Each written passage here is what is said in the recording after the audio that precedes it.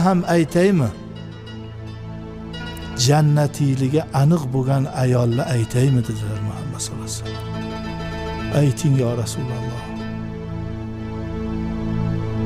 Eriga do'st, erini haq huquqini o'zinikidan ham qattiq e'tiborga olib hurmatlaydigan, bolalari ko'p, har bir bolasiga mehr muhabbati kuchli bo'lgan, eri g'azablanganda bir narsadan asabi buzilganda aniq ayollar ham aytaymi so'zlarni gapirib erini jannatiyligi aniq bo'lgan ayollar aytaymi? Haqiqiy jannati ayol dedilar.